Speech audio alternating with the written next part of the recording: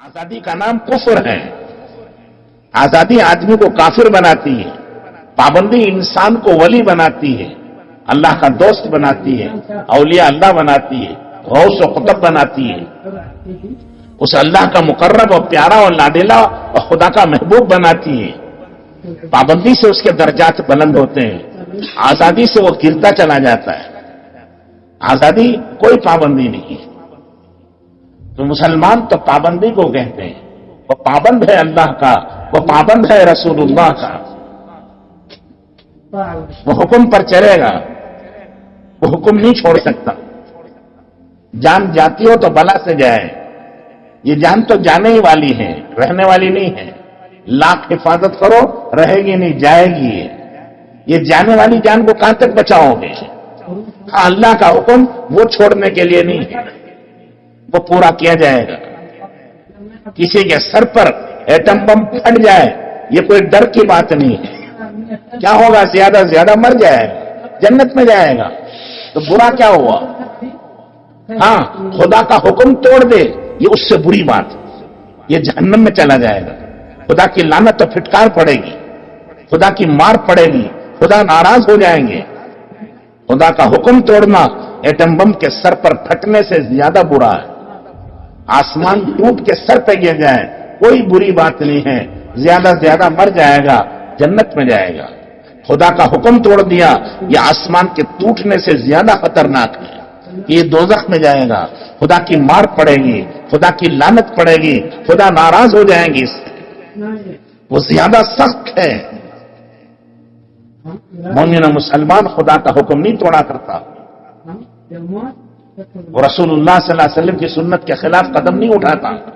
وہ جانتا ہے کہ ساری دنیا کے طریقے گمراہی تک لے جانے والے, اور جہنم تک لے جانے والے, اور دوزخ تک لے جانے والے, اور شیطان سے ملانے والے. ایک ہی ایک راستہ ہے جو اللہ سے ملائے گا, جنت سے ملائے گا, مغفرت سے ملائے گا, حضور اکرم صلی اللہ علیہ وسلم کی شفاعت دلائے گا اور حضور کے ساتھ جنت میں لے جائے گا. وہ ایک ہی ایک راستہ ہے, وہ محمد رسول اللہ صلی اللہ علیہ وسلم کے پیچھے پیچھے چلنے کا ہے. آپ کے راستے سے خلاف جائے گا تو کوئی نجات نہیں پا سکتا. چاہے امریکہ کا وزیر اعظم ہو, چاہے رشیا کا صدر ہو, چاہے ساری دنیا کا بادشاہ نمرود ہو, وہ بھی جہنم میں جائے گا اور خدا کی لعنت تو پھٹکار اس پر پڑے گی اگر اس نے حضور کا طریقہ چھوڑ دیا ہے. ساری دنیا کی دولت اور حکومت اور ساری دنیا کی طاقت و عزت و مال و دولت کے خزانے اسے جہنم سے نہیں بچا سکتے. جہنم سے بچانے کا ایک راستہ ہے, وہ حضرت محمد الرسول اللہ صلی اللہ علیہ وسلم کے پیچھے پیچھے چلنے کا اور آپ کی اتباع کرنے کا اور آپ سے محبت اور آپ کے طریقوں پر چلنے کا راستہ. اس کے علاوہ اور کوئی نہیں ہے. ترمذی شریف ایک بڑی کتاب ہے. سیاہ ستہ یہ عربی کی 6 بڑی بڑی کتابیں ہیں, ان میں سے ایک ترمذی شریف یہ بھی بہت بڑی کتاب ہے. سیاہ ستہ میں سے, صحیح حدیث کی بڑی بڑی کتابوں میں سے. اس میں لکھا ہے کہ اگر کوئی انسان امام سے پیچھے آگے پیچھے رکوع سجدہ کرے, امام سے پہلے رکوع میں چلا گیا, امام اٹھنے سے پہلے ہی سجدے سے اٹھ گیا, رکوع سے اٹھ گیا, یعنی امام کے ساتھ نہیں ہے. جیسے لوگوں کی عادت ہوتی ہے نا, بعض لوگوں کی جلدی جلدی جلدی جلدی کرتے ہیں. امام سے پہلے سجدے میں چلے گئے, امام سے پہلے سجدے سے اٹھ گئے, امام سے پہلے رکوع میں چلے گئے, امام سے پہلے رکوع سے اٹھ گئے, عادت ہو گئی. اس ترمذی شریف میں حدیث ہے, ایسے لوگوں کا ڈر ہے کہ قیامت کے دن ان کا سر گدھے کا بن جائے کہ انہوں نے اپنے امام کی مخالفت کی. یہ امام کی مخالفت اس کا سر گدھے کا بنا دیں. علماء نے لکھا ہے کہ گدھے کا سر کیوں بنے گا؟ وہ اسی لیے بنے گا کہ گدھا بے وقوفی میں مشہور ہے. کوئی بے وقوف ہوتا ہے کہتا ہے گدھا کہیں کا, تو گدھا بے وقوف, تو یہ آدمی بھی گدھا ہے.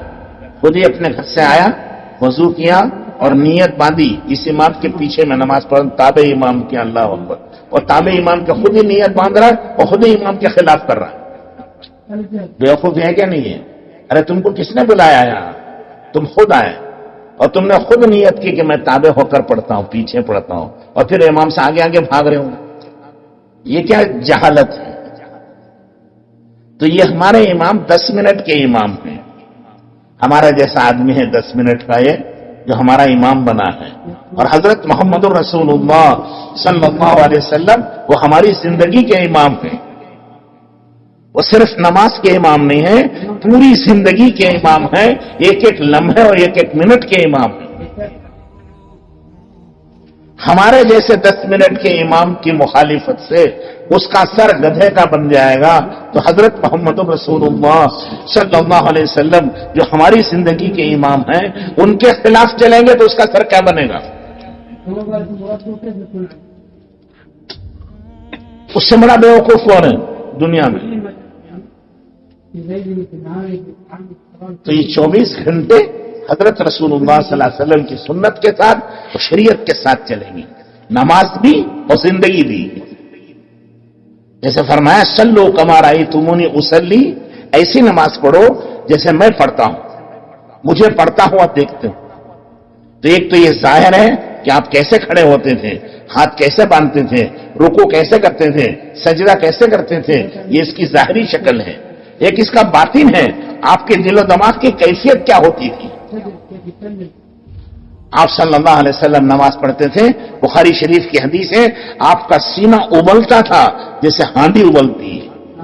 ہانڈی میں سالن ابلتا ہے، کھت کھت پکنے کی آواز آتی ہے، اس طرح آپ کے سینے مبارک سے رونے کی، آپ کے قلب اطہر سے، آپ کے دل مبارک سے رونے کی آواز آتی تھی. سینہ آپ کا ابلتا تھا، دل گویا آپ کا ابلتا تھا، پکتا تھا محبت میں اور اللہ کے ڈر اور خوف کی وجہ. اور اس کی علامت یہ تھی کہ آنکھوں سے آنسو جاری ہوتے، آنکھوں سے پانی نکل رہا ہے، داڑھی بھیگ جاتی، سینہ بھیگ جاتا اور زمین بھیگ جاتی.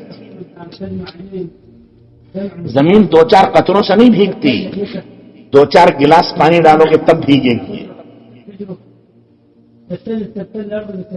تو حضرت رسول اللہ صلی اللہ علیہ وسلم کا رونا وہ کتنا ہوتا ہوگا، جسے داڑھی مبارک بھیگ گئی، سینے مبارک بھیگ گیا اور زمین بھیگ گئی ہے. تو نماز یہ ہوتی تھی، اور نماز گھنٹوں پڑھی جاتی تھی، وہ 2 منٹ کی نہیں ہوتی تھی. کیونکہ بخاری شریف کی حدیث ہے المصلی یناجی ربہ، نماز پڑھنے والا اپنے پروردگار سے چپکے چپکے وہ باتیں کرتا ہے.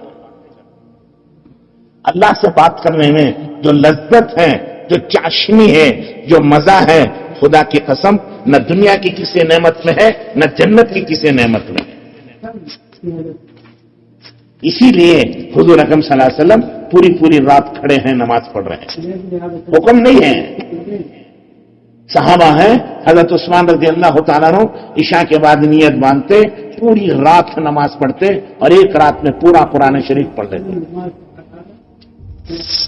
عبداللہ ابن جبیر طواف کیا، طواف کی 2 رکعت میں پورا قرآن شریف پڑھ لیتے. تقریباً 50 صحابہ سے نقل کیا ہے جنہوں نے عشاء کی وضو سے فجر کی نماز پڑھی. یہ کوئی ضروری نہیں تھا، یہ نفل ہی تھا، لیکن اللہ سے بات کرنے کی جو چاشنی تھی، جو لذت تھی، اس میں وہ گم ہو جاتے. ان کو پتہ نہیں چلتا تھا کہ وقت کہاں گزرا ہے. ارے سن رہے کیا سو رہے ہیں؟ اثر کے بعد سونے کا وقت ہے نا. آفس سے تھکے ہارے آتے ہیں، چائے پی کے کھانا وانا کھا کے سو جاتے ہیں، تو یہاں بھی سو رہے ہیں کیا؟